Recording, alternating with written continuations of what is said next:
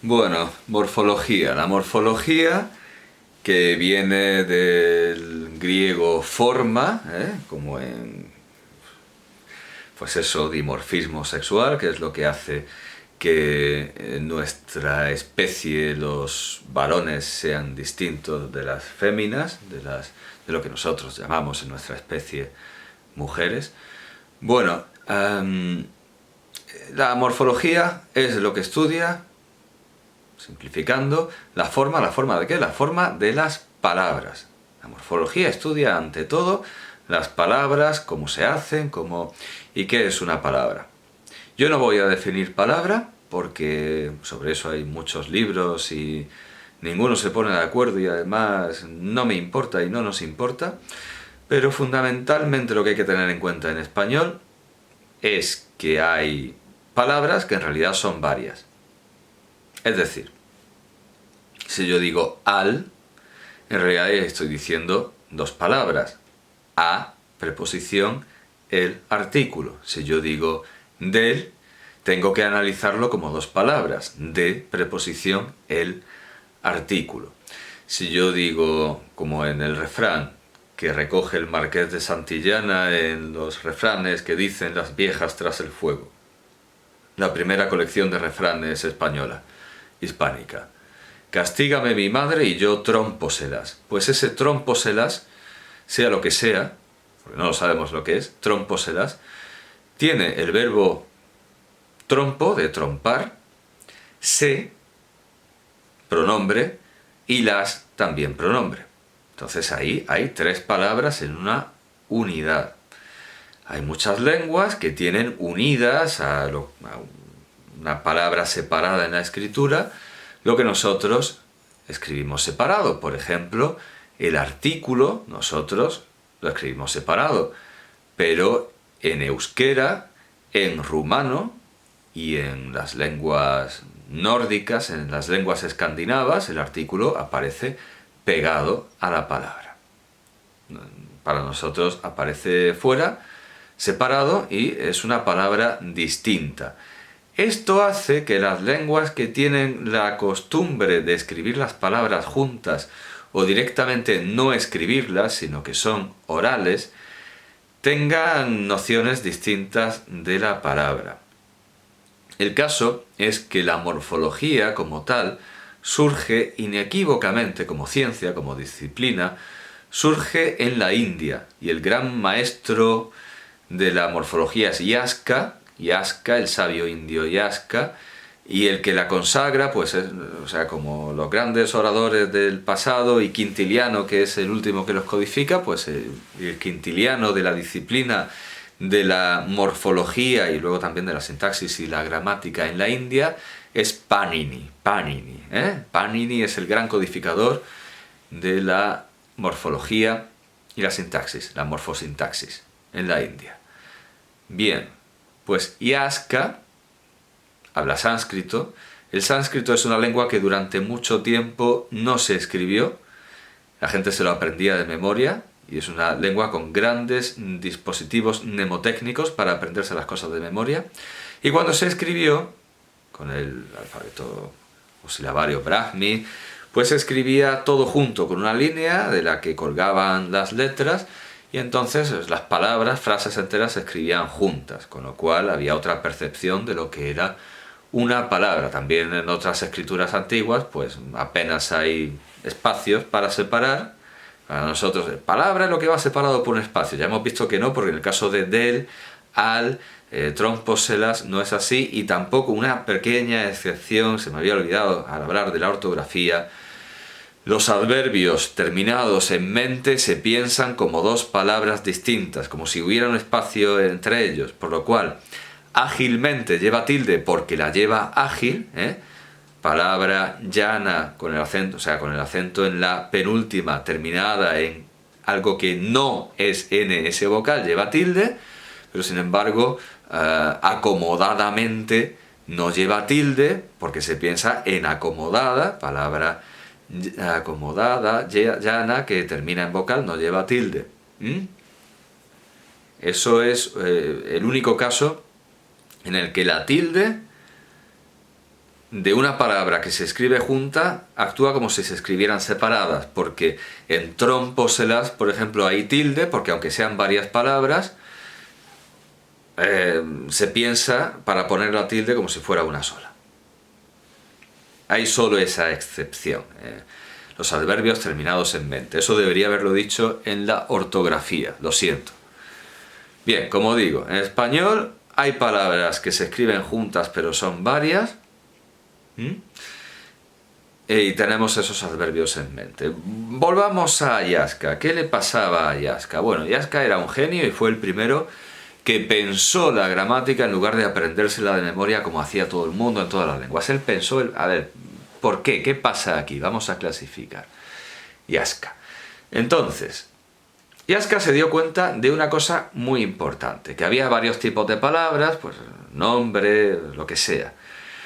Pero que cualquier cosa podía convertirse en un nombre inmediatamente por el simple hecho de ponerle un determinante, que podía ser un artículo, un adjetivo, un determinante, o incluso convirtiéndolo en sujeto de un verbo, lo sustantivaba. Cualquier palabra se puede convertir en un sustantivo.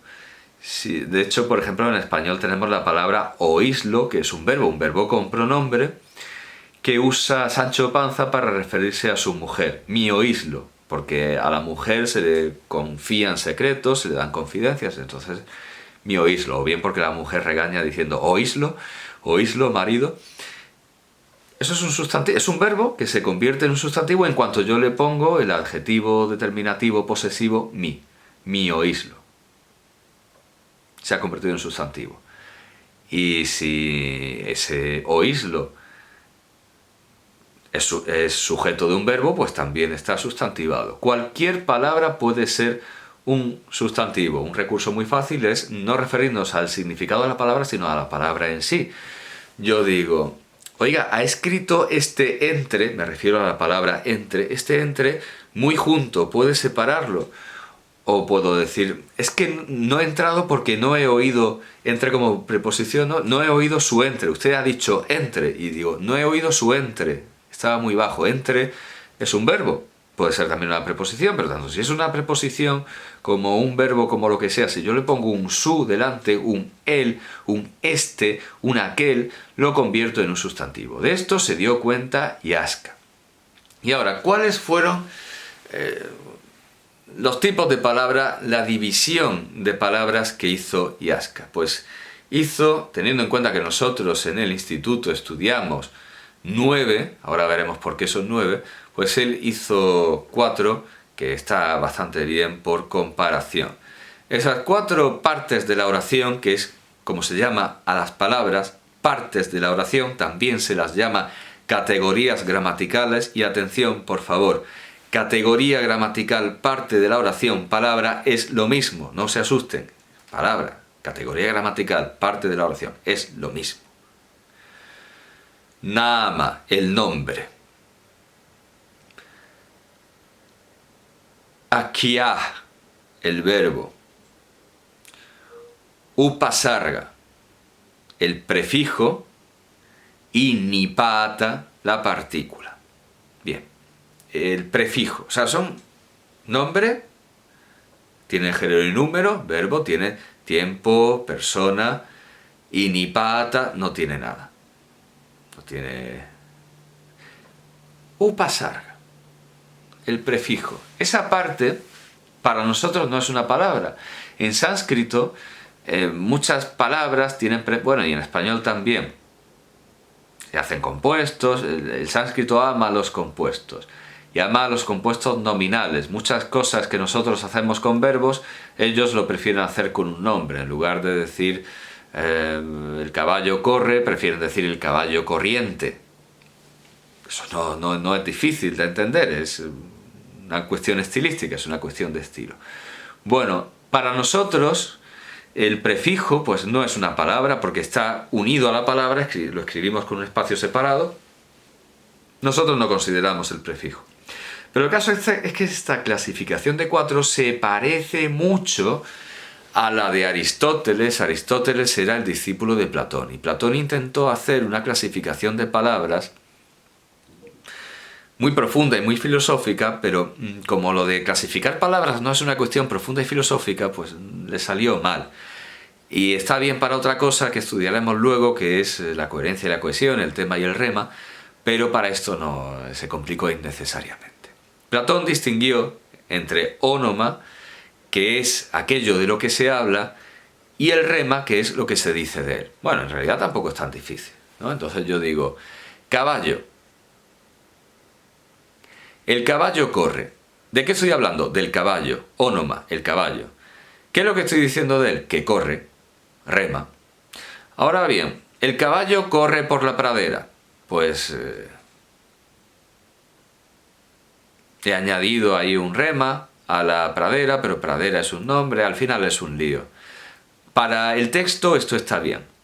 Es decir, porque si yo digo, el caballo corre por la pradera, estoy añadiendo algo nuevo, que es por la pradera, y así puedo alargarlo hasta el infinito. El caballo corre por la pradera que ayer amaneció con rocío. He añadido un rema nuevo al ónoma, que por cierto Henry Fayol convirtió el ónoma en tema. Entonces, para él los textos van con lo que él llama, lo que se llamó luego, progresión temática. Yo digo una cosa, que sería el tema, y digo de esta cosa algo, que sería el rema. Caballo, caballo, ónoma, tema en este caso, rema, corre. El caballo corre, ahora sería, si hago una progresión temática, sería el tema, y añado un rema que es por la pradera. Pero ahí está el problema, ese por la pradera no es un rema en el sentido de que sea una acción, un verbo, nos estamos liando mucho. Esto lo dejamos para analizar el texto, porque lo que es para analizar palabras, Platón no vale, vale lo que hizo su discípulo Aristóteles, que se parece a lo que hizo Iasca. Es más, simplificado y depurado. Aristóteles es mucho más reciente que Iasca y está perfeccionado. O sea, hemos dicho que Iasca dividía en nama, nombre, akia, verbo, upasarga, prefijo, nipata, partícula. Pues Aristóteles se queda con 3, también prescinde del prefijo, como hacemos nosotros al clasificar palabras, y tenemos ónoma, rema y sindesmoi. Sindesmoi. Es decir, ónoma, el nombre, lo que tiene género y número y se declina. Verbo, lo que tiene tiempo, número, persona, no tiene género, tiene tiempo. En algunas lenguas, como las lenguas eslavas, los verbos en pasado, por ejemplo, tienen género. En árabe también los verbos tienen género. En las lenguas semíticas los verbos también pueden tener género. Hay una forma masculina y una forma japonesa, también la forma de respeto. Y una forma, voy muy rápido. En ruso, por ejemplo, los verbos tienen género, en pasado. En árabe los verbos tienen género. En japonés hay formas de cortesía que se añaden a los verbos, que unas son para mujeres, otras para hombres, para mujeres casadas, En español, al igual que en griego, Aristóteles era griego, hablaba griego, los verbos no tienen género, tienen número, tiempo, persona, pero no tienen género. Y por último, sindesmoi, pues se podría traducir como partícula o conjunciones o algo así, que no tienen ni género, ni número, ni tiempo, ni persona, nada, no tienen nada, son invariables. Tenemos entonces una clasificación hecha por Aristóteles basada en la forma que funciona, porque a Aristóteles le encantaba la forma, clasificar por analogía, diferencia de forma. Él veía la forma. Por eso, esto que vale para los tipos de palabras, que no es una cuestión profunda, para cuestiones profundas como ¿qué es el hombre?, pues no le valía, porque hay una definición célebre de Aristóteles sobre qué es el hombre, que es que un hombre es un bípedo implume, es decir, un ser con 2 patas o 2 piernas y sin plumas. Y existe la famosa anécdota de que Diógenes un día cogió un pollo, lo desplumó, Lo cogió así y dijo, mira, he aquí un hombre, porque es un bípedo, una gallina, un pollo, tiene 2 patas, y al arrancarle las plumas, pues teóricamente lo había convertido en un hombre. No es así, claro. Aquí la forma no sirve, un hombre es algo más que una forma, pero las palabras son su forma, así que perfecto. Tenemos 3 tipos de palabras. Las que tienen género y número, las que no tienen género pero tienen tiempo, número y persona, y las que no tienen nada. Qué sencillo, podríamos habernos quedado ahí. Digamos, bueno, sí, es cierto, estoy haciendo un poco de trampa. Sí, es cierto, porque Aristóteles en Sindesmoy incluía los artículos que tienen género y número. Pero bueno, digamos que perfeccionando lo que hizo Aristóteles para nuestras clases, podemos decir que en el siglo tercero antes de Cristo, ya con los pocos gramáticos que vienen después, la gramática había alcanzado su cenit, había alcanzado su plena madurez y ya estaba dicho entre los indios y los griegos todo lo que había que decir en gramática. ¿Qué problema había? Que gramático, que es el que enseñaba las letras a los niños, fue una profesión en auge. Había muchos gramáticos, muchos profesores y tenían que pasar a la fama por aquello de la soberbia innata al ser humano. Ya dijo Cicerón que incluso aquellos filósofos que en sus libros escriben que la fama ha de ser despreciada, escriben su nombre en ellos. Pues como todo el mundo quiere pasar a la posteridad, algo que ya estaba explicado perfectísimamente en tiempos de Aristóteles, hay palabras con género y número, palabras sin género y con tiempo, número y persona, y palabras sin nada, pues se tuvo que ampliar innecesariamente para dar prestigio a maestrillos de gramática que querían pasar por grandes filósofos y grandes intelectuales. Un intelectual, sin duda, fue Varrón, uno de los hombres más inteligentes de Roma, que añadió a estas 3 partes de Aristóteles el participio, que como su nombre indica, participa de la condición de nombre y de verbo. En español no, porque en español el participio es invariable. Yo digo he pintado la casa. No digo, como sí se podría decir en italiano, he pintada la casa. En ese caso el participio sí que participa de ser verbo, porque es una forma verbal, y de ser nombre, porque tiene género y número. Pero en español el participio no tiene género y número, está en el verbo. Ya está, Varrón, muy bonito, pero para el español no nos sirve.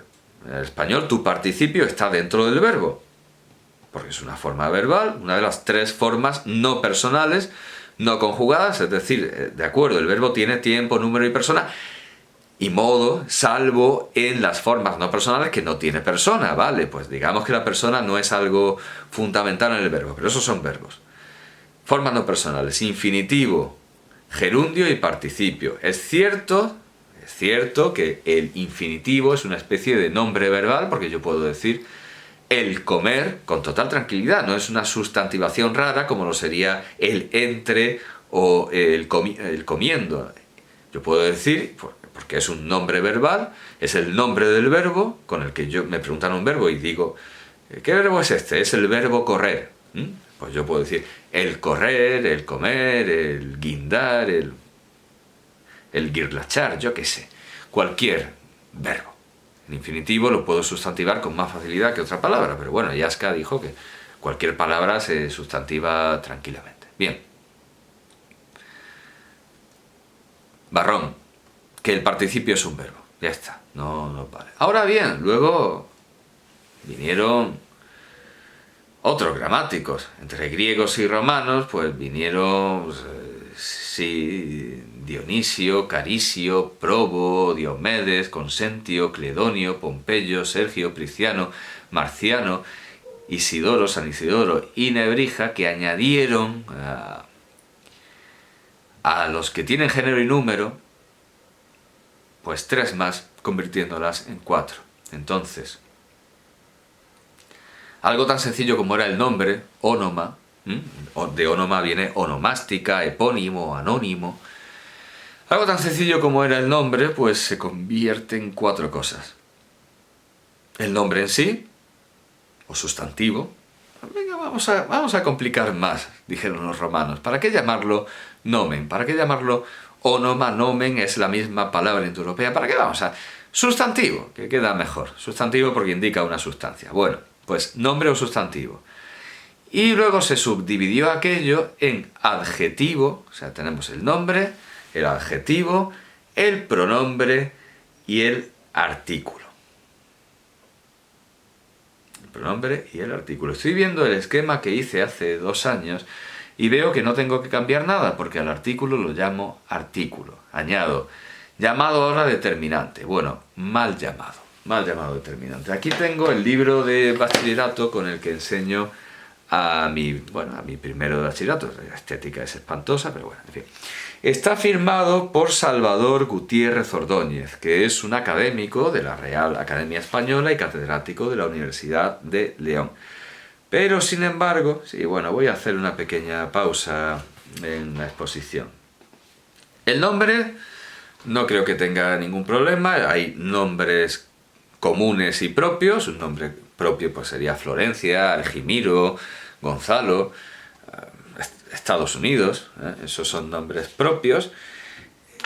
Cuando yo me refiero a un rey en concreto, normalmente lo ponía en mayúsculas, ahora parece que no quieren que se haga, porque yo digo Dios, pues para distinguirlo de un dios cualquiera y referirme al dios yavista o al dios de los musulmanes, a Alá.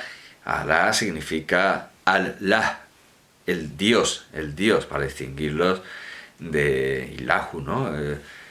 Los dioses en plural, aunque por cierto en la Biblia a Dios se lo llama Elohim, que es un plural, no es Dios, es dioses. Hay gente que ve ahí pues un avance de la Trinidad, hay gente que ve con más razón pues una herencia del politeísmo, porque Allah, no digo el Dios, que sí, podía ser perfectamente monoteísta, pero que la palabra venía de un conglomerado ahí de dioses. La palabra revela orígenes de una situación anterior, no quiere decir que el significado sea el etimológico. Bueno, voy a repasar un poco el libro este porque no quiero dejarme detalles.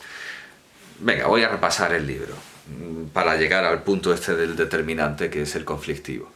La palabra, dice, la única definición rigurosa y que no provocaría polémica es la que afirma que la palabra es lo que va entre 2 espacios en blanco. Ya hemos dicho que no, porque al y del no son una palabra, y tromposelas tampoco, ahí hay que dividir en un análisis morfológico serio. Luego, dice, las palabras están formadas por monemas. Bueno, eso después. Primero las clases de palabra y luego su división, que es más complicado. Aquí está usando léxico de Martinet, así por las buenas, sin avisar. Bien, morfemas, eso es Martinet, como digo. El tema raíz, lexema, lo que se quiera, eso es la raíz, punto, la raíz. El tema también es la palabra... yo creo que esto no es el tema, que esto es el lexema, y el tema es la palabra... Bueno, da igual, si es que no me importa, esto no importa. La formación de palabras derivadas, bla, bla, bla, bla. La composición, que esto les encantaba a los gramáticos indios, tenían un montón de compuestos, el vanda, bueno, en fin. Que hay compuestos perfectos, como carricoche, aguardiente, pues no es tan perfecto, porque un compuesto perfecto sería carrocoche, ¿no? Ahí está esa I que era habitual en los compuestos latinos, y que hoy precisamente he visto un compuesto que debería llevar una I, y sin embargo lo hacían mal, diciendo algo como carrocoche, cuando habría que decir algo como carricoche. No me voy a acordar de la palabra, era un compuesto moderno, bueno, da igual. Matamoscas sí es un compuesto perfecto, porque ahí están las 2 palabras enteras. Dice que compuesto imperfecto es con guión, como franco-prusiano, germano-soviético, físico-químico. Bueno, nosotros podemos escribir ya greco-romano pues con 2 R's. Luego composición culta, que esto no es de morfología, esto es... Vamos, sí, es de morfología, pero esto es etimología, ¿no? Es simplemente que los prefijos y los sufijos son palabras griegas, como mega, geo, esto tampoco... Luego la parasíntesis, que esto es un palabra hipercultismo que dice, según el diccionario de la RAE, sí, que bien, hay que irse al diccionario de la RAE porque esta palabra yo no la había oído nunca. Una palabra es parasintética cuando se ha formado al mismo tiempo por composición y derivación. Pues muy bien, ya está. Sí, parasintética. Luego las siglas, acrónimos y abreviaciones, vale, esto está bien. No, vamos, sí, que las siglas es con la letra inicial y los acrónimos son con pedazos de palabras. Da como ejemplos de acrónimo, pues informática, que viene de información automática, Bonobús, de Bono y Autobús, Eurovisión, de Europa Televisión, Maribel, María Isabel, ¿qué nivel Maribel? Y acrónimos, pues eso, con pedazos en lugar de con la inicial, como radar, radio, detection, engine, talgo, tren articulado, ligero, Goicoechea, Oriol, SIDA, síndrome de inmunodeficiencia adquirida, etcétera. Y abreviaturas, pues, doctor DR, TEL, punto. Que por cierto hay algo que no entiendo, sinceramente, que es que la academia ordena que doctor, don, monseñor, todo eso se escriba en abreviatura con mayúscula, pero desarrollado sin minúscula. Yo escribo don D punto con mayúscula, pero escribo don Arturo con minúscula ese don. Es una convención, vamos, eso es lo que dicen los académicos, eso no tiene más. Vale, pues esto de momento dejo para más tarde lo de cómo está hecha una palabra. Bien, luego tiene una técnica muy simpática para ver la idea global de un texto, que es tachar lo que no importa. Esto sí lo veo bien. Cuando uno coge un texto hay que ver basura, como yo he hecho ahora, ¿no? O sea, recomienda hacer lo que yo he hecho con el texto. Eso no me importa, esto por ahí. Bien, ya está, aquí estamos. Las categorías gramaticales. ¿Qué era una categoría gramatical? Un tipo de palabra. ¿Qué era una parte de la oración? Un tipo de palabra. Bien, pues aquí dice don Salvador, el excelentísimo señor don Salvador Gutiérrez Ordóñez, porque es un académico excelentísimo. Dice, una categoría o clase de palabras es un conjunto de vocablos, con características gramaticales. Esto es una trivialización de una cosa tan seria como una clase de palabras. Bueno, dice que las categorías pueden ser variables o invariables. Bien, ahí está claro. Nosotros hemos visto que hay una clase invariable, que son lo que Aristóteles llamaba syndesmoi, y que los romanos, no lo he dicho, ampliaron en al menos 4 categorías. Bueno, hasta Nebrija se amplió en 4, porque la interjección, que es eso que se echa en medio de una oración y no está dentro de ella, suele ser un complemento oracional. La interjección, como ay, o interjecciones propias, impropias, eso son interjecciones propias, que no significan nada más que la propia interjección, pero también podemos coger una palabra del lenguaje común y convertirla en una interjección, como la Virgen, cáspita, caramba, u otras no tan eufemísticas o tan eufónicas, sino malsonantes. Bueno, la interjección antes se ponía con el adverbio. Bien, las palabras invariables, los tipos de palabras invariables son, y lo explico ya, porque son las más fáciles, son siempre iguales, no varían, son las preposiciones. Las preposiciones son simplemente aquellas palabras que están en la lista de las preposiciones. No está en la lista, no es una preposición. Está en la lista, es una preposición. ¿Cuál es esa lista? Vamos a ver. ¿Cuál es esa lista?